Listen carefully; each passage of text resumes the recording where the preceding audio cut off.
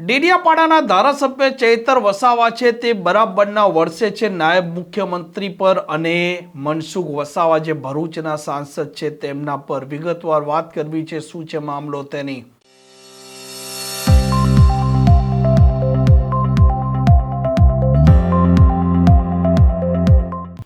નમસ્કાર, આપ જોઈ રહ્યા છો હોટલાઇન ન્યૂઝ અને હું છું આપની સાથે તોફિક ગાંચી. આદિવાસીઓના જળ, જંગલ અને જમીનને લઈને અનેક વખત અવાજ ઉઠાવનાર ધારાસભ્ય ચૈતર વસાવા અને તેમના સાથી છે ધારાસભ્ય અનંત પટેલ, તેમણે ફરી એક વખત હુંકાર કર્યો છે અને રાજ્યની કાયદો વ્યવસ્થા, નાયબ મુખ્યમંત્રી હર્ષ સંઘવી અને સાંસદ મનસુખ વસાવા પર તે વરસ્યા પણ છે. અને તેમણે મનસુખ વસાવા પર ત્યાં સુધી આરોપ લગાવ્યા છે કે 4 વર્ષ અગાઉ જ્યારે તે ભગવાન બિરસા મુંડાની મૂર્તિ છે તેમની સ્થાપના કરી રહ્યા હતા તે સમયે સાંસદ મનસુખ વસાવાએ વિરોધ પણ દર્શાવ્યો હતો અને હર્ષ સંઘવીની પોલીસે તેમને રોક્યા હતા.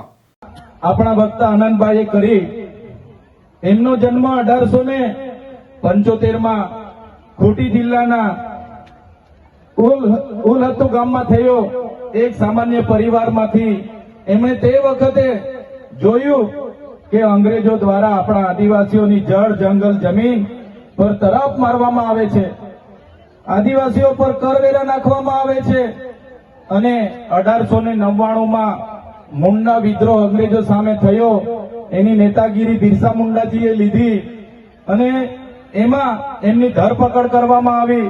ઘમાસણ યુદ્ધો થયા, એક બાજુ તીરકમઠા ભાલા, એક બાજુ ગોળીબાર થયું અને એમને જેલમાં પૂરવામાં આવ્યા અને માત્ર 25 વર્ષની ઉંમરમાં જેલમાં એમનું મૃત્યુ થયું અને સેનામાંથી મૃત્યુ થયું છે. એના આજ દિન સુધી કોઈ પુરાવા આપણને મળ્યા નથી. ત્યારે સાથીઓ, આ બિરસા મુંડાનો ધ્યેય આદિવાસી સ્વાયત્ત રાજ, આદિવાસી સ્વતંત્ર રીતે સ્વમાનભેર શેરની જેમ જીવે એવો ધ્યેય હતો.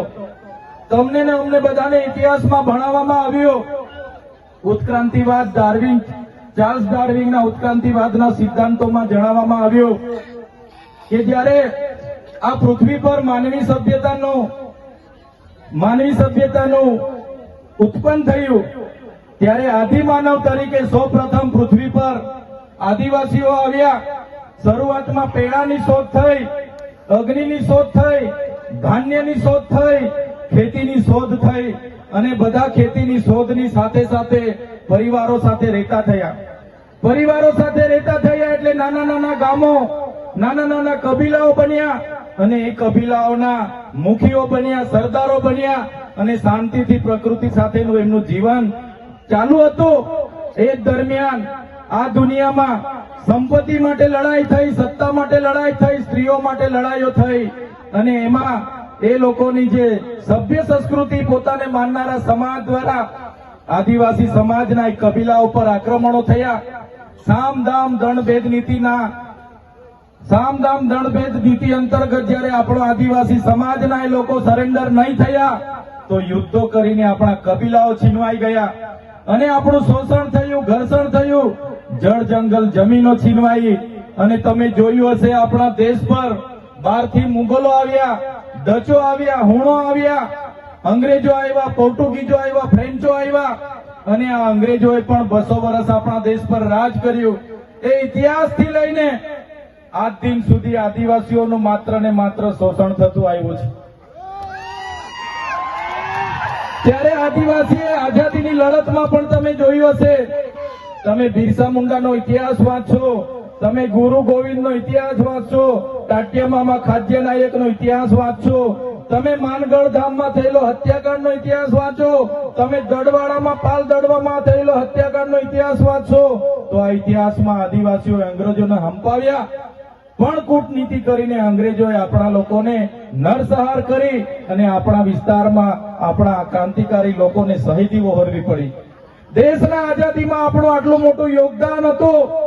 દેશ આઝાદ થયો, દેશમાં લોકશાહી આવી, લોકશાહીમાં દેશમાં બંધારણ બન્યું અને બંધારણની કલમમાં 444, 244, 13 કમાં આપણા વિસ્તારને 5મી અનુસૂચિ તરીકે જાહેર કરવામાં આવ્યો. એ જ પ્રકારે દેશના આસામ હોય, સિક્કિમ હોય, મિઝોરમ હોય, નાગાલેન્ડ હોય, મેઘાલય હોય, તમામ રાજ્યોને અનુસૂચિ 6 અંતર્ગત સમાવેશ કરવામાં આવ્યો. ત્યારે અનુસૂચિત 6 ત્યાં લાગુ કરવામાં આવી અને ગુજરાતમાં આજ દિન સુધી અનુસૂચિત 5 લાગુ કરવામાં નથી આવી. અને આ સત્તામાં બેઠેલા લોકો અનુસૂચિત 5 લાગુ હોવા છતાં પોતાનો સત્તાનો દુરુપયોગ કરીને આદિવાસીઓની જમીનો છીનવી રહ્યા છે, આદિવાસીઓના ખનીજો છીનવી રહ્યા છે, કુદરતી સંપાદનો છીનવી રહ્યા છે. રોડના નામે, ડેમના નામે, આ વિસ્તારમાં કોરિડોરના નામે, જીએમડીસીના નામે, હાઇડ્રો પાવરના નામે, જીઆઈડીસીઓના નામે, સરકારી આવાસોના નામે, સ્ટેચ્યુના નામે આજે આદિવાસીઓને એમની જમીનો છીનવાઈ રહી છે.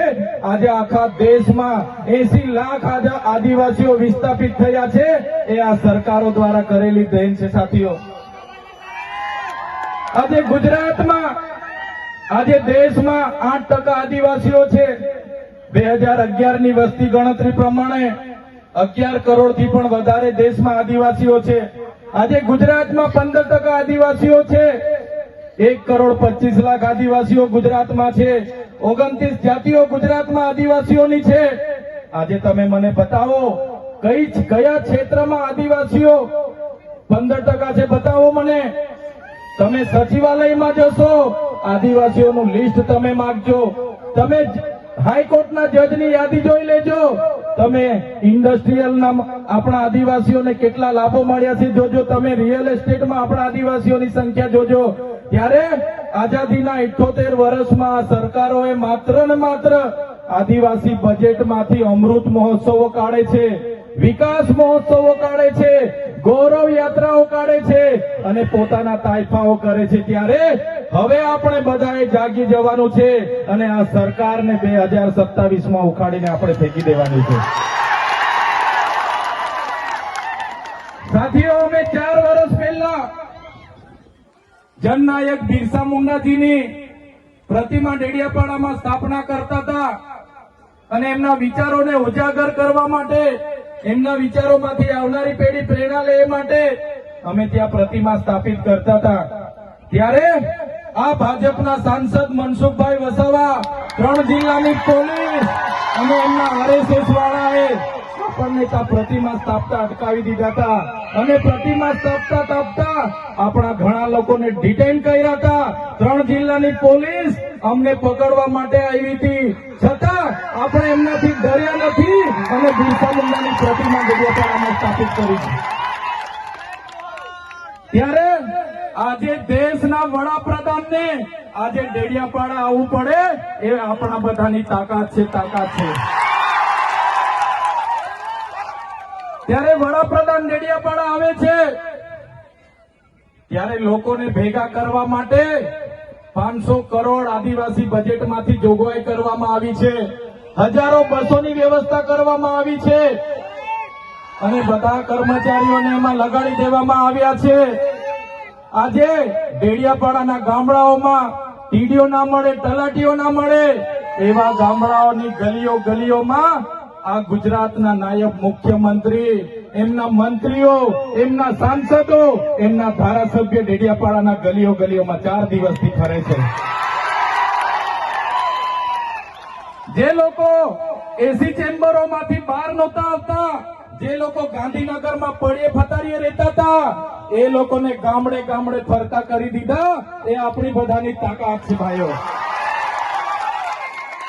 ત્યારે નરેન્દ્રભાઈ મોદી આપણા કુળદેવી માતાના દર્શને જવાના છે દેવમોગરા.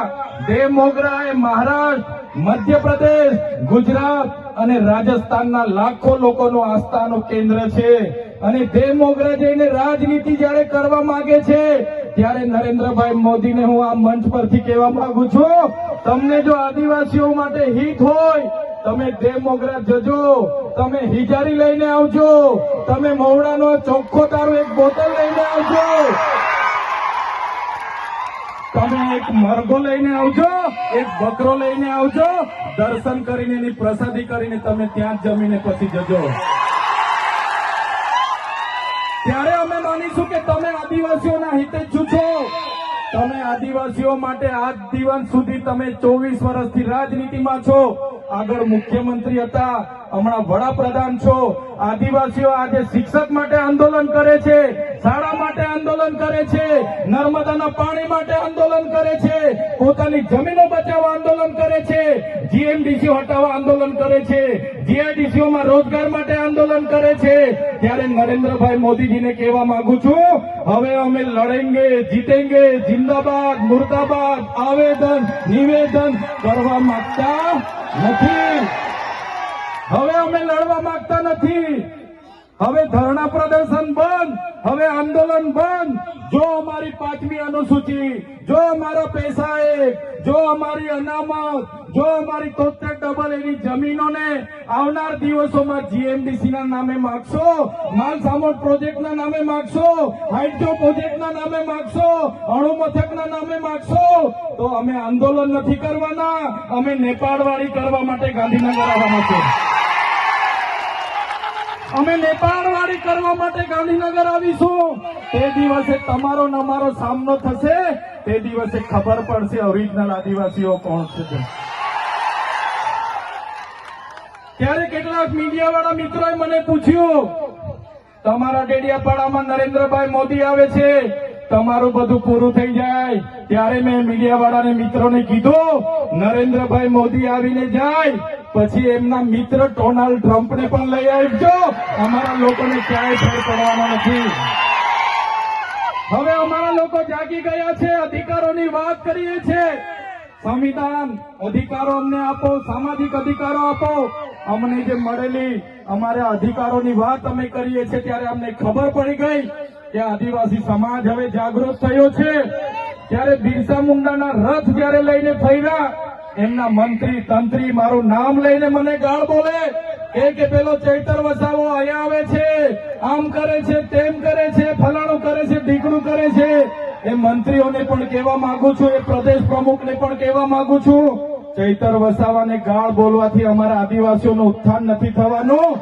તમે આદિવાસીનું ઉત્થાનની વાત કરો.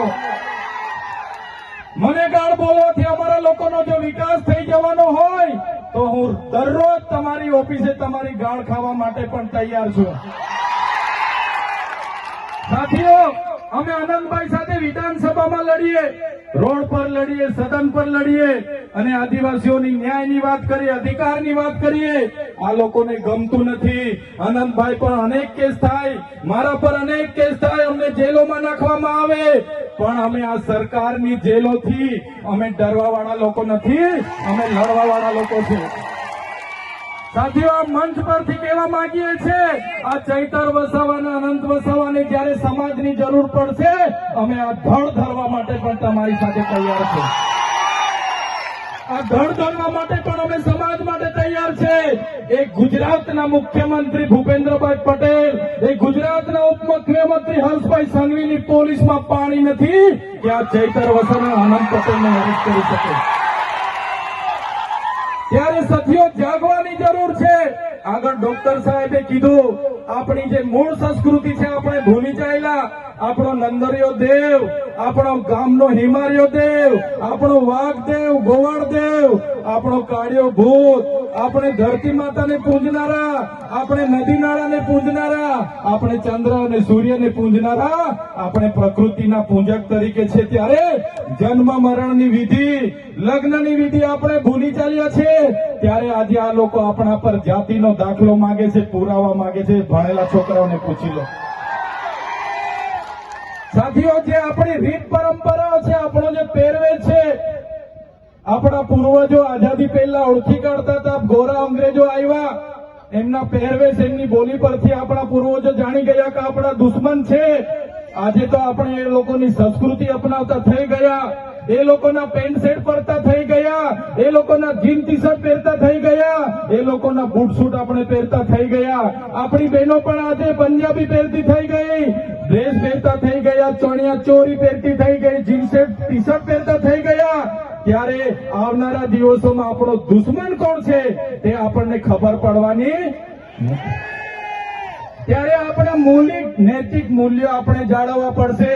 આપણી બોલી ભાષા આપણે સાચવવી પડશે, આપણો પહેરવેશ, આપણી સંસ્કૃતિ, આપણા વારસામાં મળેલી આપણી પરંપરાઓ, રીત રિવાજો આપણે સાચવવા પડશે. સાથીઓ, આપણા વિસ્તારમાં વૈશ્વિકરણના નામે જમીનો છીનવાય છે, ઔદ્યોગિકરણના નામે જીઆઈડીસીઓ આવી એમાં જમીનો છીનવાઈ ગઈ, અને તમે જોઈ લો આજે ધર્માંતરણના નામે આદિવાસીઓને ભોળવામાં આવે છે, આજે શિક્ષણના નામે ધર્મના પ્રચારો થાય છે. ત્યારે મારા આદિવાસી સાથીઓને કહેવા માંગુ છું, જે દિવસે આપણે આજે આદિવાસી તરીકે મટી જઈશું તે દિવસે આપણું અનામત પણ આપણને મળવાનું નથી, તે દિવસે આપણે જમીનો પણ બચાવી નથી શકવાના, સંવિધાને આપેલી જળ, જંગલ, જમીન પરના અધિકારો પણ નથી બચાવી શકવાના. ત્યારે આ લોકોને આપણે કહેવાનું છે કે આપણે હવે ઓરિજિનલ આદિવાસીની રીત રિવાજમાં, પહેરવેશમાં, આવા કાર્યક્રમમાં આપણા હજારો સાથે, વાજિત્રો સાથે ઉપસ્થિત થયેલા છે. ત્યારે મારા તમામ વડીલો, તમામ યુવાનો, માતા બહેનોને વિનંતી છે કે આ કાર્યક્રમ એ સમાજનો કાર્યક્રમ છે, અને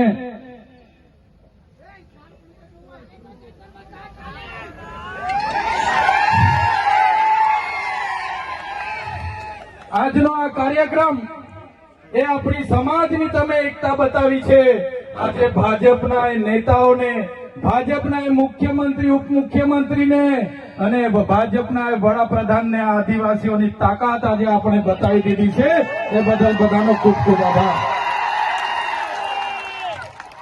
આ આપણી તાકાત છે, અને જ્યારે પણ કોઈ જીએમડીસી ની વાત આ વિસ્તારમાં લઈને આવશે, જ્યારે પણ આ વિસ્તારમાં હાઇડ્રો પ્રોજેક્ટના નામે ગામડાઓ વિસ્થાપિત કરવાની વાત કરશે, કોરિડોરના નામે ગામડાઓને વિસ્થાપિત કરવાની વાત આવશે, માલસામોડ પ્રોજેક્ટના નામે ગામડાઓ વિસ્થાપિત કરવાની વાત આવશે, કે કેવડિયાની મારી બહેનોને હેરાન કરવાની વાત આવશે, તે દિવસે પણ આવો ઘોડાપુર આપણે પહોંચવાનું છે. તે દિવસે પણ ઘોડાપુર થઈને આપણે પહોંચવાનું છે. ત્યારે મારા સાથીઓ, મારા વડીલો, મારા યુવાનો, બાળકો, સૌ તમે પોતાના વિસ્તારમાંથી પોતાના રોટલા ખાઈને, પોતાના ભાડે થઈને તમે અહીંયા પહોંચેલા છો. ત્યારે આ તમારો ભાવ, આ તમારા અમારા પ્રત્યેનો પ્રેમ, આ તમારો સહકાર અમારી તાકાત છે.